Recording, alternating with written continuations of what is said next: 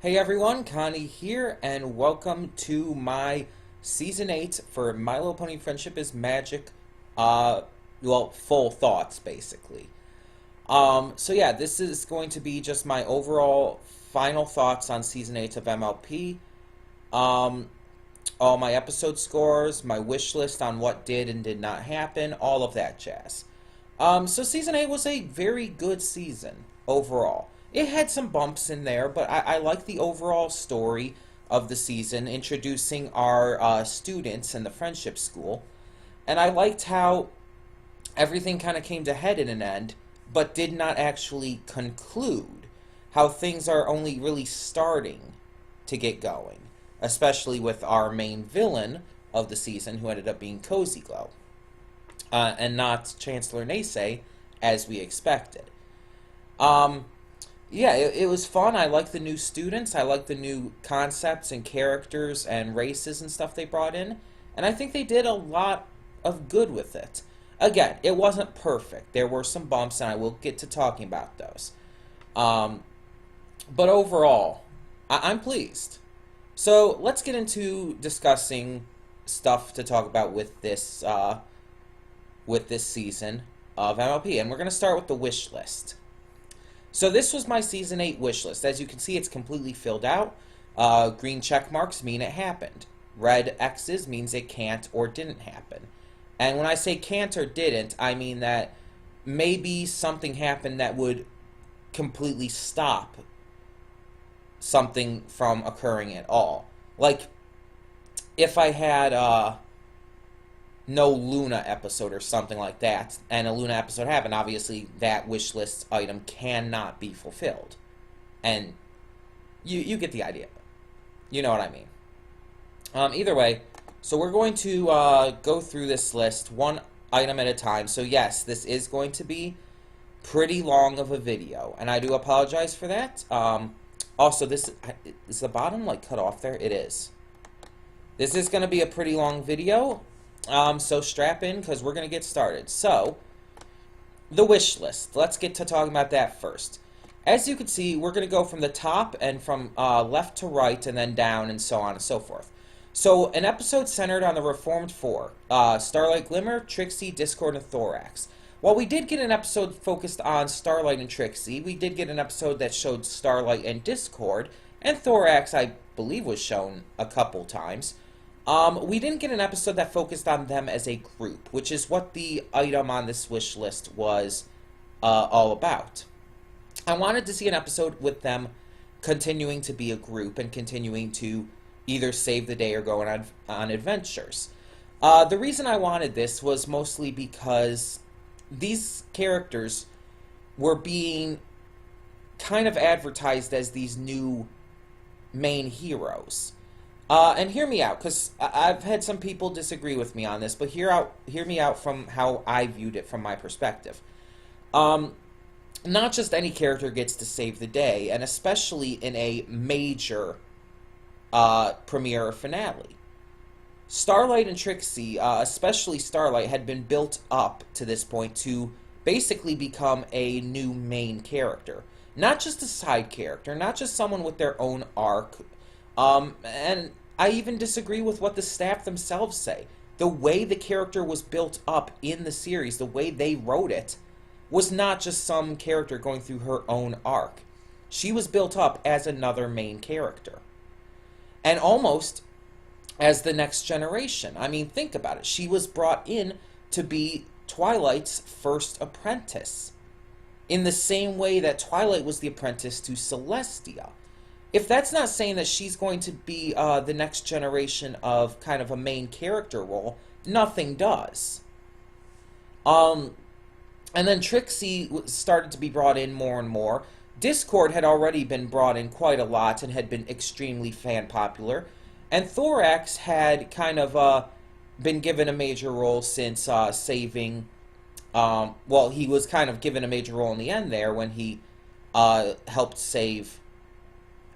the hive and everything from Chrysalis, and started to take over as the new king. So they were kind of like made this big deal. And the show didn't do anything with it. Like, in Season 7, they were shown, they got their medals and everything, but in Season 7 and now in Season 8, the show just didn't do anything with these characters as a group. It's like, oh, we saved the day once. That's it. But that's the problem, because it wasn't advertised as such. The way, well, advertised is the wrong word. It wasn't shown as such in the show. With them saving the day in a finale, a big finale involving Chrysalis, one of the biggest, most popular, and most known villains of the series, who is still a villain, that's not something you just give to side characters. These four surpassed that with that finale, the Season 6 finale. And then the show kind of relegated them back to side characters again. Except for Starlight, who definitely had a bigger role, but kind of faded down a little bit as well, even. But the others, like Trixie, Thorax, and Discord, were just relegated to the same roles they had before, basically. And it's really disappointing, because the show could have done so much more with them as this kind of next generation. Instead, the show staff decided to bring in these students, which, don't get me wrong, I love the students. Especially a certain few of them, I love so much as characters, and just, I really am glad for their inclusion. But it feels like they were just brought in to kind of be like, they were brought in like, oh, people are thinking that the Reformed Four are the next generation of heroes here? No, we can't have that. They were never meant to be like that. We have to bring in someone else to be the real next generation. That's kind of how it felt, and it kind of felt cheap in that way. But moving on, references to or continuity from the movie. There were a lot of them in this season. They continuously, throughout multiple episodes, referenced the Storm King, Tempest, and the events of the movie. The sea ponies / hippogriffs were introduced as a full-on race in the series, and so on and so forth. And I like that.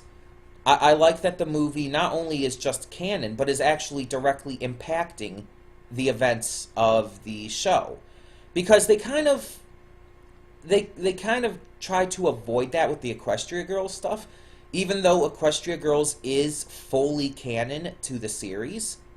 Like, that's not, you can't deny that at this point. Equestria Girls is canon to the series. Season 7 outright, like, solidified that.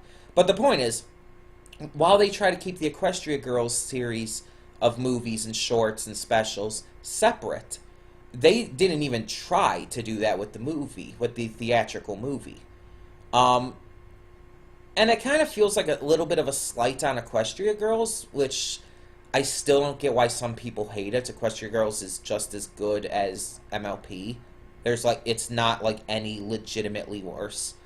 But the point is, it just feels like it's only focusing on ponies, and it's like the human stuff and all of that is just kind of like thrown to the wayside as just this random side thing they're doing to appeal to another audience as well.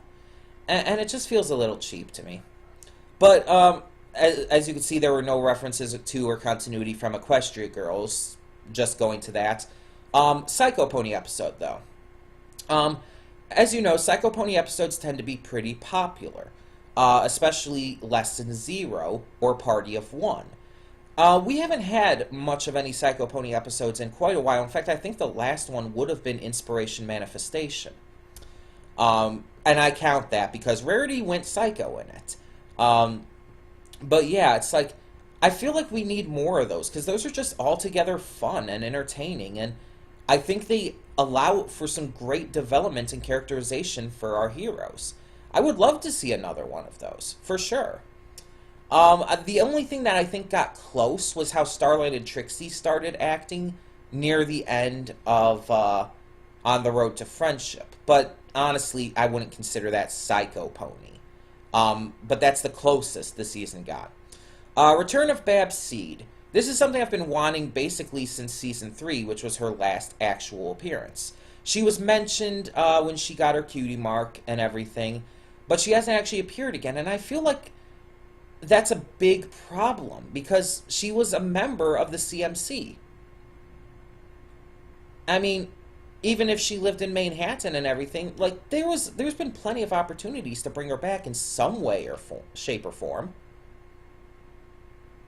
Especially now that the CMC have had their cutie marks since season 5. A reuniting of the full CMC? Heck, I would even be fine if they brought in Gabby again. And I don't like Gabby. But I would be fine if they brought in Gabby again, if it meant they'd also bring in Babs to have a full reuniting of the CMC. Our main 3, Babs, Gabby, all of them. Just a full reuniting, all of them getting together and just sharing what they've been doing with their lives. I would love to know, like, the specifics of Babs' cutie mark. We know it's a pair of scissors, but we don't actually know what it means. It never actually straight up said. So it's hard to say. We can assume it probably has something to do with hair cutting, but we don't know for sure. And it'd be cool to find out what Gabby's up to, even though I don't like her that much. It'd still be interesting to see what she's doing now. And maybe she's calmed down a little. I mean, we can only hope. But yeah, I really think we need to see that at some point. More of Rarity's Boutiques. We definitely got to see Rarity's Boutiques again, and yeah. It was just something I wanted to see personally, because I just like seeing them. It's cool to see them. The return of any/all of Twilight's Canterlot friends. An example, Moon Dancer. You also have the ones like, Lemon Hearts, Twinkle Shine, Minuet. I'm not counting Lyra, because Lyra lives in Ponyville, so I'm not counting her, and she did have some background appearances here and there. But I especially wanted to see Moon Dancer again. That's another thing we haven't seen since season 5, and I think it's a real big disservice because of how big that episode was.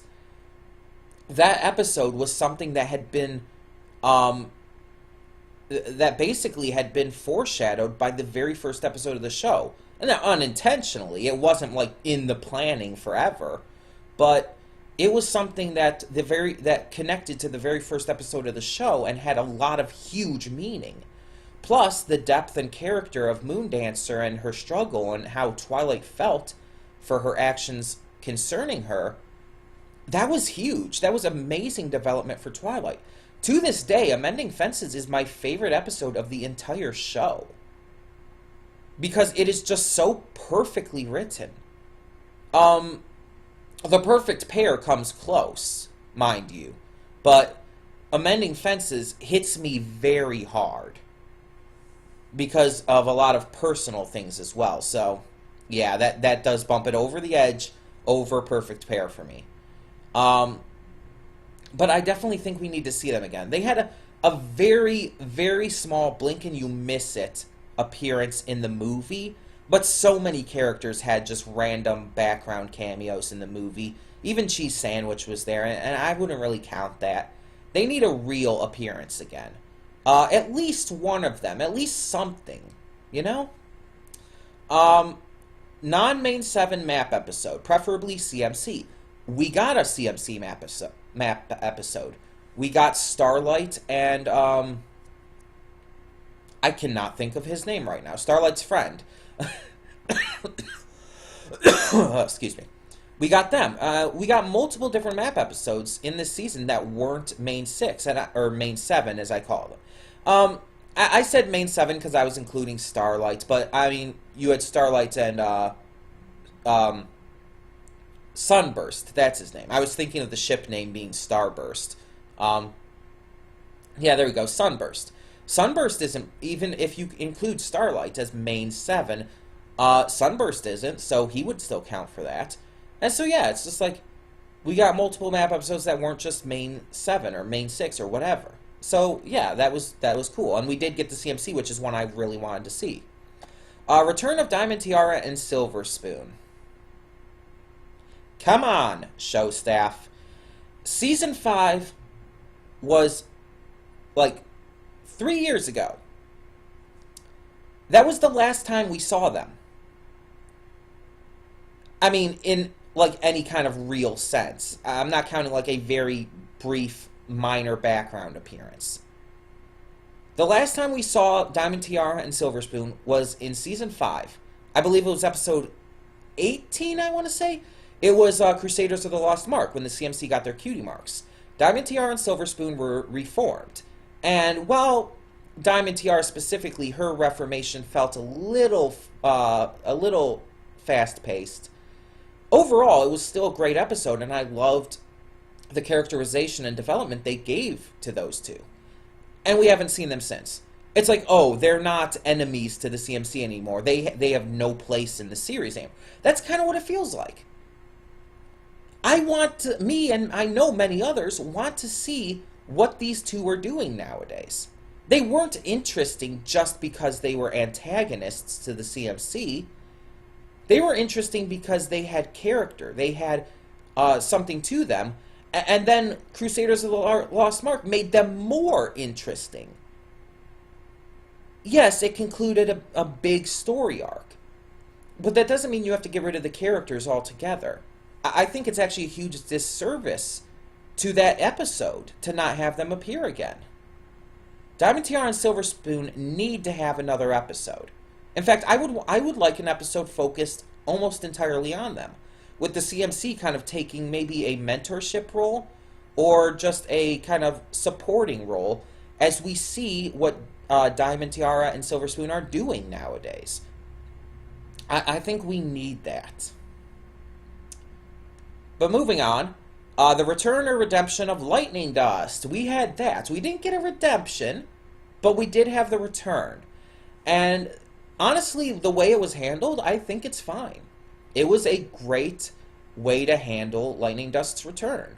Having her commanding a stunt troupe of washed-out Wonderbolts,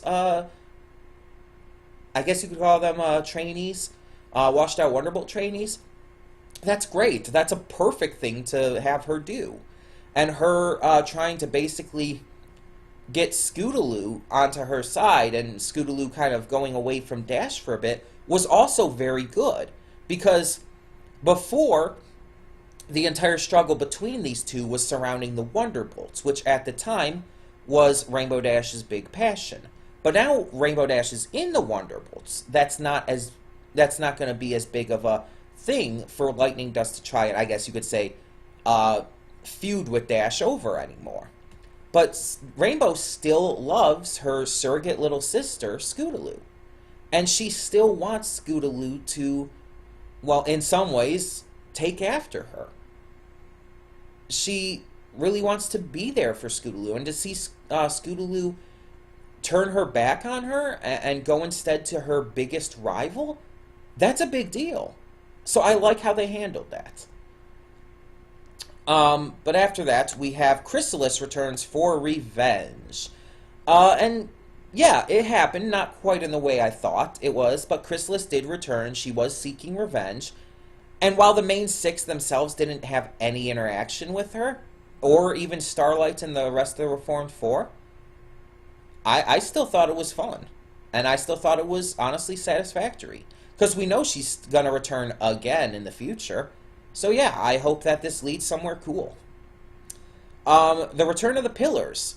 Star Swirl appeared in Friendship University, and the rest of the Pillars returned in a Rockhoof and a Hard Place. So we did have the return of the Pillars. Now, I would have liked a little bit more for all of them. Maybe have it split between a couple more episodes than just that. But overall, I'm glad we got to see what they were doing.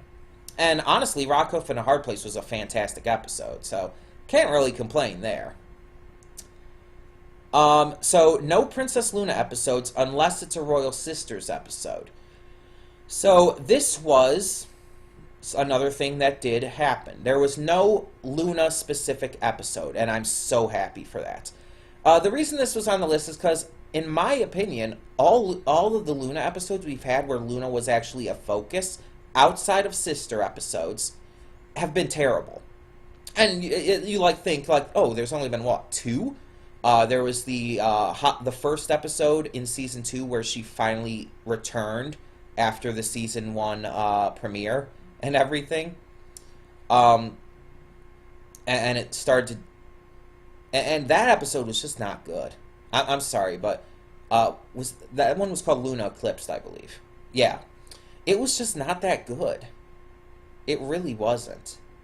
But then we also had her in the episode Do Princesses Dream of Magic Sheep, which is not just a bad episode, but a terrible episode that teaches a horrible moral, and that is actually straight up dangerous for the viewers to watch, especially if they take that kind of stuff seriously, which a lot of the young viewers do, believe it or not. So yeah, Silver Quill and Josh Scorcher have expressed better than what I can on why that episode's terrible. But yeah, it's terrible. But yeah, so we got no Luna episodes outside of Royal Sister episode kind of thing. That was check. Pinky and Marble or Pinky and Limestone's sister episode. So last season we got an episode of Pinky and Maud doing their sisters thing. This episode, or this season, we got another episode with Pinky and Maud in it, but Limestone and Marble did appear, but there wasn't an episode that focused on Pinky's relationship with them specifically. With having the episode of Pinky and Maud all the time, it's like we get what their relationship is about at this point. I want to see Pinky's relationship with her other sisters. I want to see how they interact on a more regular basis. I just think that's really skimmed over. And the other sisters kind of just feel less important, and it's really sad because I want to know more about Limestone. I want to know why she is the way she is. I want to know more about Marble. Why is she so shy and quiet? I want to know more about them, and I want to know how Pinky interacts with them, what kind of things she does to help them or to accept the way they are. I just want to see all this kind of stuff, you know? Scootaloo's family, most notably her lesbian aunts.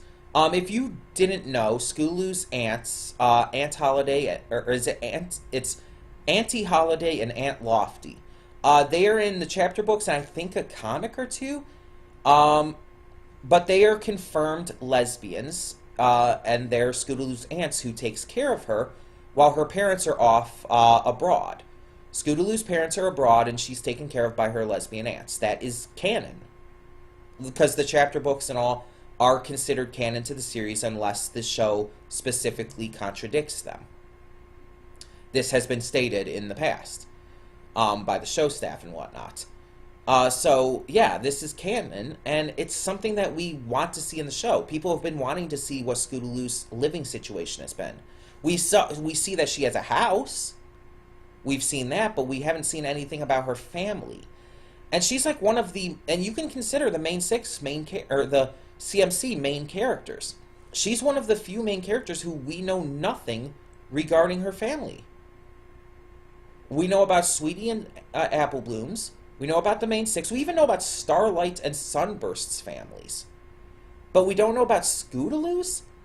That seems wrong. And I understand that it's not easy to put that kind of thing in a cartoon marketed towards little girls, towards a young audience. It's not going to be easy to put that in. But they've snuck in things about Lyra and Bonbon plenty into the Equestria Girls and regular Friendship is Magic universes. Heck, just in this season, they had a Hearts and Hooves Day episode that showed Lyra and Bonbon exchanging Hearts and Hooves Day presents in a very loving, romantic way. If that's not confirming the ship, then nothing is. I mean, not that other stuff haven't confirmed it either, but still. The point is, they could easily show these two and not, like, explicitly say that they're lesbians and that they're together. They could still show them taking care of Scootaloo. So it just feels off to me that this still hasn't been addressed in the show. Little to no Flurry Heart. That did happen. Flurry Heart was barely there. She was in On the Road to Friendship and all. But her role, honestly, in this season was pretty much nothing. She definitely didn't have any big role. And I like that because I don't like Flurry Heart. I think she is the purest example in this show. Not just of recent seasons, but in the entire show, of a shameless cash grab over anything else. There's nothing wrong with the idea of Shining Armor and Cadence having a baby, but her design and everything is clearly like buy our toys. Even Twilight's castle, even the school, aren't as shameless as that. Not to mention the fact that Flurry Heart as an alicorn ruins established lore and just hurts the overall dynamic of the show. And I've gone on rant about this before. I'm not going to do so again. But Flurry Heart, in my eyes, is a terrible character. And honestly, is just really annoying, to be honest. Yeah, I'm really glad that they really, like, just took away the focus from her. Zebra culture was not introduced. It's something we've wanted to see pretty much since Zecora was introduced.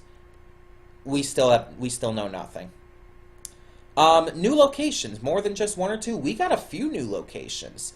We got some good stuff brought into the show this season, and I'm really happy about that. We're expanding the world a lot more, and that's something we've needed to do. Scootaloo has not learned to fly, and there was even an episode where she kind of said that maybe she'll never learn how and stuff. And it still kind of teases the idea that that people are gonna okay. It teases things in a way that people misinterpret it as the show saying that she's never going to fly. And that really bothers me. But the thing is, I can see why people are misinterpreting that. Because the show is dancing around the issue. Here's the thing. If Scootaloo's an allegory for a handicapped person, and if she's never going to be able to fly, say something. Tell us. Confirm it. Have a doctor, for fuck's sake, have a doctor tell her that she has some kind of wing condition, she will never be able to fly. Dancing around the issue like they've been doing, it's not doing anything. It's not giving representation. If that's what they're thinking it's doing, it's not. It's not giving representation for handicapped children who watch this. Because there's no confirmation.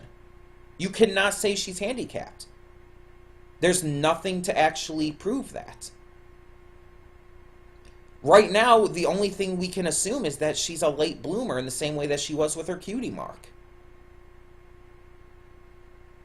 But the problem is that's not even confirmed either. There's nothing said. They need to confirm one way or the other. Will Scootaloo learn to fly? Or will she not? Because here's the thing. If she never learns to fly, if she has if she's an allegory for being handicapped and she'll never be able to fly, fine. At least just tell us. I mean, I personally want her to fly. I think that it would be just this really cool, triumphant end to her story arc if she learns to fly. But, again, just tell us if you're going to do something. Don't dance around the issue like you've been doing. It honestly pisses me off. Big Mac and Sugar Bell continuity. We did get that. Always great to see these two. I really love their relationship. Season 1 to 7 side characters return. Also, I forgot to mark a couple of these. Sorry about that. But yeah, we got some side characters returning for sure, and it was great to see them again. Return of Grandpair. Unfortunately, no Grandpair, and that kind of goes into the one below it as well, more Apple Parents info. We got none of that again, and that really sucks, but I understand that one. That one was more of just a personal desire. It's going to be hard to get William Shatner again, because he probably costs a lot, let's be honest. So it's going to be hard to get him again to do the role.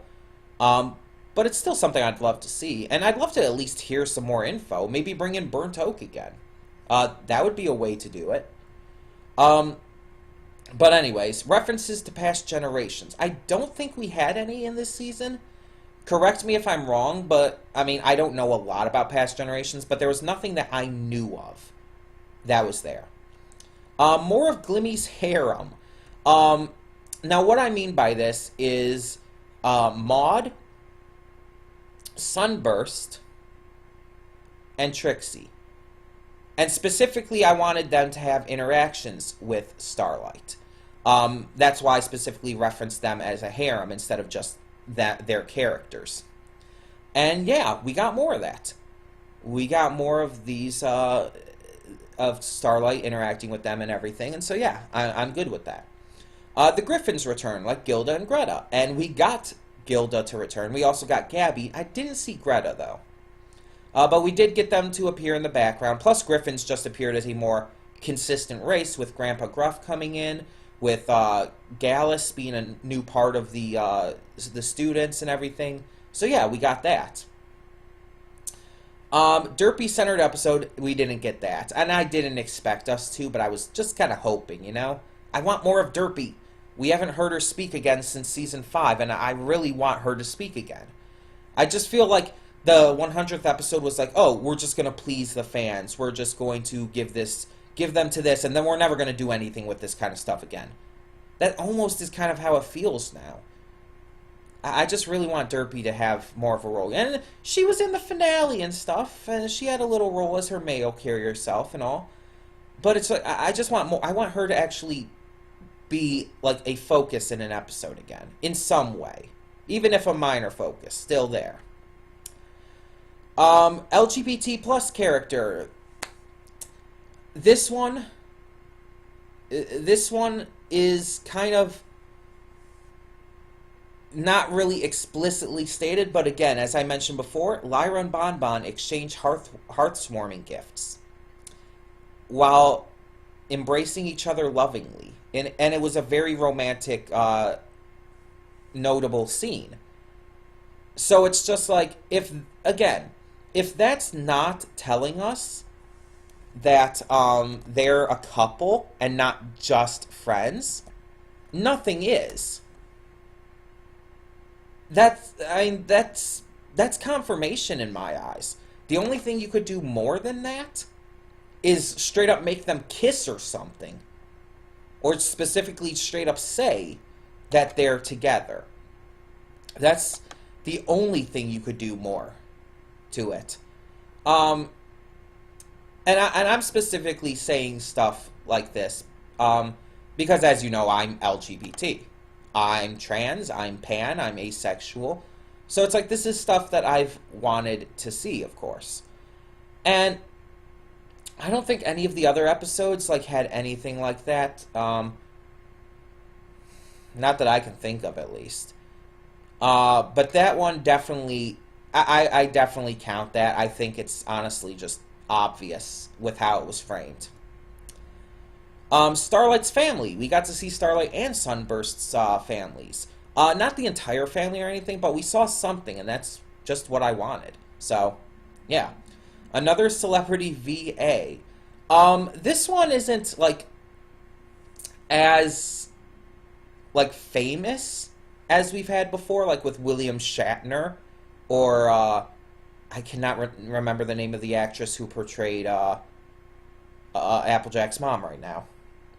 But yeah, she's definitely a bigger name as well. But in this season, we had Maurice LaMarche, who I barely count because he is a voice actor, but he's a really big name one. I mean, he's the brain in Pinky and the Brain. But we had him. But we also had the voice actress for Autumn Blaze in Sounds of Silence, and she's an actress. I'm not super familiar with the stuff she's done, but I've heard other people are. And so, yeah, it's like we've gotten something. It's something, you know? And I count that. She is a celebrity doing a voice acting role, so yeah. We did have our hearts-warming episode, which was a fantastic episode, and I really loved the development and growth they gave to Gallus with it. But we did not have another fandom criticism episode. And I'm really disappointed by that because those tend to be pretty damn good. And I really like it when the show staff can acknowledge this fandom. And not just in a good way. I want the show staff to acknowledge that this fandom has its problems and need to be fixed. the one we got in season 7, which was sort of written by M.A. Larson. It's like he wrote the script back in like one of the earlier seasons, but it was never used, and then they came back and kind of rehashed it a bit. But that one was fantastic. I know a lot of people didn't like it, but let's be honest, I think a lot of the people who didn't like it are guilty of what it was saying.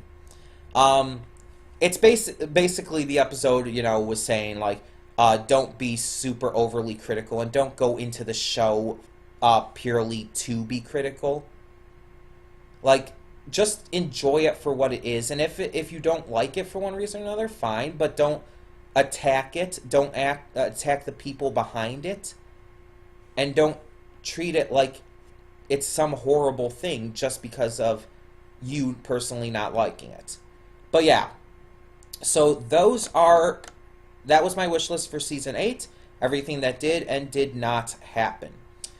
So, continuing on, we're going to continue on right away because this is already over 30 minutes long. My episode scorecard. So, as you can see, this is all of the episode scores for the entire season that I have given the episodes. Every episode scored on a 5-point scale. You have some episodes, like both parts of the premiere, the parent map, you have On the Road to Friendship, Sounds of Silence. All of those are 5.0s in my eyes. The best episodes you could have in this season. But then you have episodes like A Matter of Principles, which I only gave a 1.0. And honestly, I can't like disagree with that even now after having seen it many times since. It's a terrible episode. It's a really terrible episode. And then you have other ones that are pretty low too, like The End in Friend, or Surf and or Turf, or Non-Compete Clause. Just not that great of episodes. And then you have some kind of more in the middle. You have stuff more around the early 4s or 3s, like The Maud Couple, or something along the lines of Father Knows Beast. But most of the episodes were above a 4.5, I believe. Just even looking at this now, I think most of the episodes were above 4.5, which is pretty damn good. My favorite episode of the season was definitely episode 19, On the Road to Friendship. It's perfect in my eyes. There is literally no issues with it that I can find, and everything that I've heard other people say was an issue with it, I strongly disagree with and have argued against. My least favorite episode is episode 14, A Matter of Principles, clearly shown by the score. I just really despise that episode because it basically showcased everything I despise about Discord in one fell swoop, and in the end made it out to basically point him as being in the right and Starlight in the wrong, even though Starlight was completely in the right to do everything she did, and Discord should have been honestly thrown in Tartarus because he endangered student lives very badly. So yeah, that episode pisses me off. But yeah, the top every season I also do scores based on the first 10 episodes, and then the first 20, and then total. So the first 10, since there's 10 episodes, 5 points each, that's a total of 50 points for the first 10. I gave it 42.3 total out of like the combined scores of all those 10 episodes, which is pretty damn good if you really think about it. Top 20, bringing in the next set of 10, is 82.1 out of 100. Not as like outwardly impressive as the first 10, but still pretty damn impressive. And then the total score for the season, out of 130 total points, total possible points, I gave it 110.2. Overall, I think this season succeeded. It did amazing, and while not every episode was good, it had some legitimately poor episodes. It still was pretty darn amazing overall. Now, some people are still saying that Season 9 is going to be the final season, even though that has not been confirmed. It is based on basically nothing right now besides a completely unreliable leak. Like, you can't, even if the rest of the stuff in those leaks with the episodes for this season prove to be true, you can't just automatically trust the rest of the leak because of that. There is no legitimate, reliable evidence that Season 9 will be the final season. What we do know is that next year we will be getting Season 9, which will be a full 26-episode season, expected, as well as 2 Equestria Girls movies, which are both going to be around 40 minutes or so in length. We do know that for sure. That has been, officially announced. We don't know when they're coming, but we know they're coming. But the point is, there is no evidence to say that Season 9 is the final season. And as I've said in the past, if they do announce it as the final season, then okay. And I hope they send it off in the best way possible. I'm not saying I'm opposed to the idea. I'm just saying that there's no evidence that it is happening, that's the truth. And honestly, personally, I do think it would be weird to end off on Season 9. They should at least go until Season 10. They should at least go into Season 10, have it a nice round number, a big 10-year anniversary special, and close it out in style. I think that would be the best way to do it. I think it would just be, honestly, the smartest move. And yet, I do wish that the show could go on longer than that, but honestly, I think it is about time the show starts wrapping up. I hate to say it, I love the show so much. It literally saved my life from depression and suicide, but it has to end sometime, and I'd rather it end on a good note than continue to go forever and ever and start to lose its luster like The Simpsons did. So yeah, I think Season 10 would be a fantastic place. Have Season 9 do some great build-up, do some great characterizations and stuff, some awesome new things, and then Season 10 be wholly dedicated to closing everything out, wrapping up these loose ends, wrapping up a lot of the character arcs and everything. I think that would just be the smartest move, personally. If they don't do that, if they do have Season 9 be the final season, again, as long as they wrap everything up fine, as long as everything is good overall, okay. But either way, I am excited to see what Season 9 brings for us. I am excited to see what the future of the franchise brings for us. If we do get a Generation 5 in the coming years, I really hope that it's great. As great, if not better, than Generation 4. And even when MLP does end, I have so many other shows that my love for MLP has introduced me to. Getting into MLP and getting into the Brony fandom has introduced me to stuff like Gravity Falls, Steven Universe, Star vs. the Forces of Evil. A lot of the shows I'm watching now, I would have never checked out if I had never become a Brony. Or Pegasus, or whatever you prefer. If I have never joined the fandom, a lot of these shows I would have never discovered. And not just because I would have killed myself there. Even if I wasn't suicidal at the point when I discovered this show, I probably would have been continuing to be more into video games than animation at that point. It was MLP that, skyrocketed my love for animation. I mean, you go to the channel. You just go to the channel. Look at the banner. The channel banner we have right there. It shows our Monday through Saturday schedule. You see stuff like OKKO, DuckTales. You see Disenchantment. You see JoJo. You see Inuyashiki, Steins Gate Zero. And the thing that they have in common is, while I might have checked out, in fact, it's actually pretty likely I would have still checked out JoJo and Steins Gate Zero, the rest of them, I probably wouldn't have.